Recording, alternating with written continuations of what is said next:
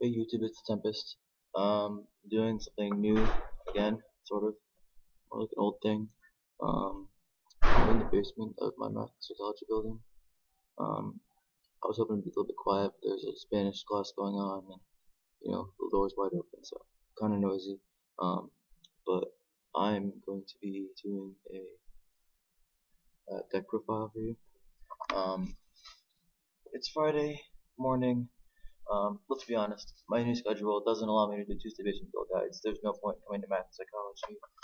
There's just no point doing it. There's nothing for me here, just quiet, but I only have 2 classes on Tuesdays, might as well hang out in my room. So, probably going to abolish that segment this semester, in its place. I don't know what I'm going to do, but we'll pull something out. Anyway, this is my deck profile update slash reanalysis of Spike Brothers. So, I'm going to get right into it. In this deck, your starter, I'll go over it actually first what I've done. In the past, I ran this deck as a standard beatdown deck, but the problem with it is that if you don't win by turn 5, you're basically screwed. Especially with crossroads coming out, this deck needs to have a lot of extra pressure. So what I have done with it is made it more defense oriented slightly. I might post the clan analysis at a later date, but I don't have everything I need for it at the moment. All the common stuff I don't have. I'll just get right to the video. Basically, the point of this deck now is, in my last build, I was running a lot of offensive cards, especially in the grade 2 lineup, but in this deck, I'm focusing more on defense, like I said. The main card of the deck you worry about is the Emperor. His cost for his limit break is counter blast 2 and put 2 cards from your hand into your soul, so let your superior call 2 from the deck. 9 times out of 10, those 2 will end up going back to the deck after they attack, so you kind of minus yourself from doing it if you don't give your opponent the damage advantage you need. So I decided that because its cost is so high, with 2 cards from your hand, you need to have a lot of extra draw power in here. And this deck has been going really well in testing with the lineup I have, so I'll get into it and explain as we go along. The starting Mecha Trainer is obvious. There's no other better starter. You've heard me say this multiple times. Mecha Trainer is the way to go. Obviously, the triggers are the same. 8 crit. In this build, you don't need to unflip damage so much. So usually I use Silence Joker to guard with, unless I need to call him out for a booster. 4 links for the draws, and then Tiara for heal, obviously. Basic lineup. Grade 1s, the 4 Wonder Boys, 4 Reckless, 3 Medical Manager, and then 4 Cheer Girl. Reckless is good for the boosting and because he can tag out and stuff. Probably my favorite grade 1 in the deck. In this deck though, Wonder Boy is especially important. You need to search him off Mecha Trainer. If you don't have him, 9 times out of 10 you will need this card in your opening hand.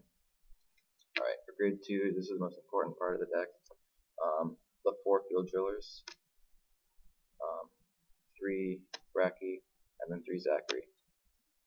And then for grade 3s, obviously the 4 Emperors, and then the 4 Juggernauts because okay, so in my beatdown deck last time, I was running 4 Black Panther, 4 Bracky, and 3 Field Driller. But it's okay. But I didn't realize, the only reason I wasn't running Field Driller at 4 was because it's a really poor defensive Vanguard. But if you can get this card turn 2 and ride it, which in all my testing games I've been able to do, unless your opponent's taken 3 damage from your turn 1 attack, they are probably not going to guard this attack because it's the Vanguard attack, and if you get a trigger, they waste their guard. So he's good. What he does is if you have 4 or more other rear guards, you can draw a card when his attack hits a Vanguard. So if he's on Vanguard Circle, you need to have 4. If he's on the rear guard circle, you need to have him plus 4 more, so like 5 rear guards if he's in the rear guard circle to get his effect to go off. Really, he's only good in the Vanguard circle, and then you can call him out later when you're running out Juggernauts and try to push, but it's kind of hard because unless he's boosted by Wonder Boy, he only hits 13, 14, 15. He only hits for stage 1 attacks, so it's kind of bad if you hit it on rear guard circle. But if you can get it as your Vanguard, it's good. And then the 3 Bracky drop this down from 4 to 3. Because Reckless is at 4 and it basically does the same thing. It puts up a stage 2 column, Reckless boosted by Wonder Boy using his ability hits for 20. Same with Bracky boosted by Wonder Boy, hits for 22. Um, you know, it's not really a big deal. He's okay. He's just basically another Juggernaut in case I damage check like 2 Juggernauts in a game, which has happened before. But the main card I have is General Zachary. Now, when this guy first came out, I ran him at 2, didn't like him because my meta doesn't like stuff having being able to draw.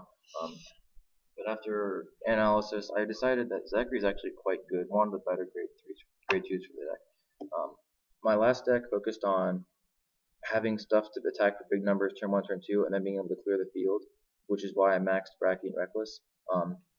Now what Zachary does is he also tags out, but his skill is if his attack hits, you Soul Blast 1, draw a card, and it goes back to the deck. So it's not Soul Blast 1, he attacks, goes back to the deck. It's when he hits Soul Blast 1, go back to the deck. So this is good, actually, considering that Spike Brothers actually likes their defense. This guy's actually very good.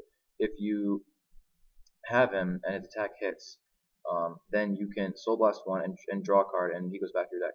If his attack doesn't hit, you still have a 9,000 beater / 5k interceptor to use. So basically, either you use him to shield with before you go for your Juggernaut plays, or you trade him out for another card which either will have perfect shield, or will have a 10k shield, or will have a 5k shield 9 times out of 10. I mean, because your grade 3s are you're gonna be going through those like crazy, but the odds are you're gonna be drawing a card with shield before you draw a grade 3. So Zachary's actually one of my favorite grade 2s in this deck. I'm not running him at 4 because then I have to cut Field Driller to 3, and he's my main Vanguard for turn 2, and I wanted to get him out. So I like Zachary at 3. He's probably the favorite card in the deck.